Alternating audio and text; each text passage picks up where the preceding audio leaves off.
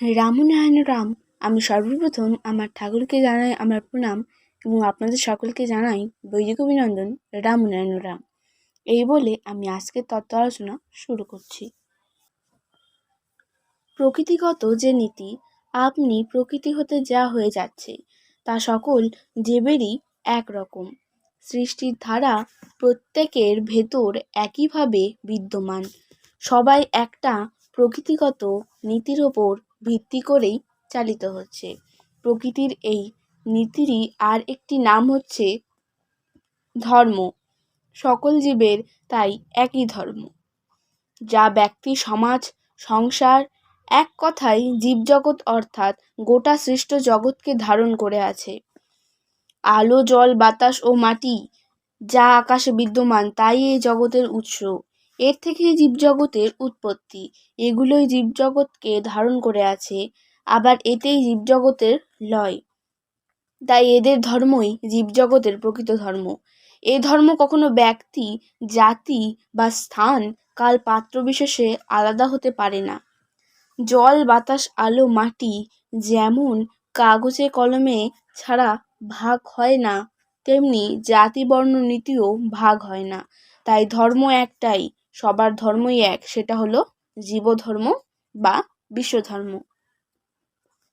জীবজগতের প্রতিটি জীবের দৈহিক ও মূল চারিত্রিক বৃত্তিগুলো প্রকৃতির সমসুরেই গাঁথা।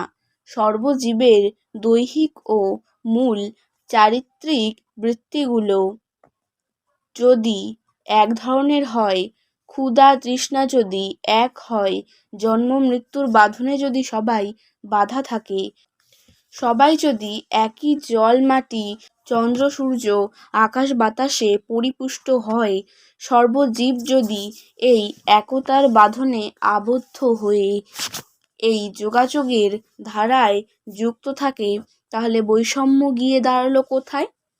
সবার চেহারা, কণ্ঠস্বর, চলন বলন এক না হতে পারে, কিন্তু দৈহিক ও মানসিক বৈশিষ্ট্য, যেটা প্রকৃতিগত ও জন্মগত, সকল জীবেরই একরকম।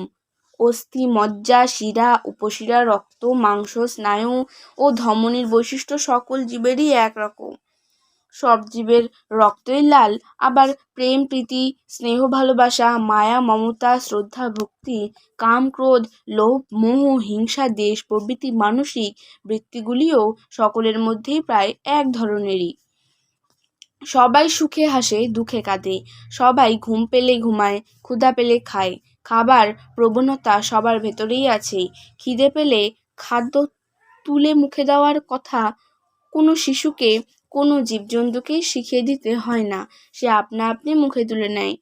শিশু ভূমিষ্ঠ হওয়ার সঙ্গে সঙ্গেই তার মুখে দুধ দিলে সে চুষতে থাকে। আবার সময় মতো সেই শিশুই সন্তান সৃষ্টি করে। এ সবই স্বভাবসিদ্ধ, শেখাতে হয় না, আপনি প্রকৃতি থেকে হয়ে যাচ্ছে। এটাকেই বলে প্রকৃতিগত নীতি। এটাই হচ্ছে জীবের ধর্ম, জগতের ধর্ম। যা সৃষ্ট জগৎকে ধারণ করে আছে সেটাই ধর্ম। ধর্ম কথাটি প্রাকৃতিক নীতিরই আর একটি নাম। প্রকৃতিজাত নীতির ওপর ভিত্তি করেই ধর্ম গড়ে উঠেছে। প্রকৃতির নীতি এমন একটি নীতি যা আপনা আপনি আকাশ থেকে বয়ে চলেছে, যার কূল কিনারা, আদি অন্ত খুঁজে পাওয়া যায় না। আমাদের চিন্তাভাবনার ভেতর দিয়ে তার নাগাল না পেলেও সৃষ্টির মাধ্যমে এমন কতগুলো মূল সূত্র ধরা পড়েছে, যেগুলো দিয়ে আমরা সকল বস্তুর অন্তর্নিহিত মূল চেতনাকে উপলব্ধি করতে পারছি। এমনিতে জবাব না পেলেও জবাব পাচ্ছি সৃষ্টির প্রকাশিত বস্তুর মাধ্যমে। আকাশে যে জল আছে, খালি চোখে আমরা তা দেখতে পাচ্ছি না। অন্ধকারেও যে আলোর ধারা বর্তমান, এ কথা আমরা সহজে বুঝতে পারি না।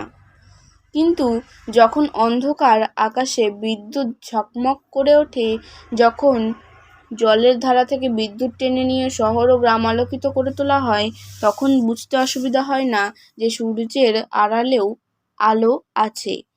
প্রকাশটাই তো পরিচয়। আকাশের দিকে তাকালে আমাদের চিন্তায় আসে যে সমস্ত আকাশটাই যেন চেতনার ভাণ্ডার।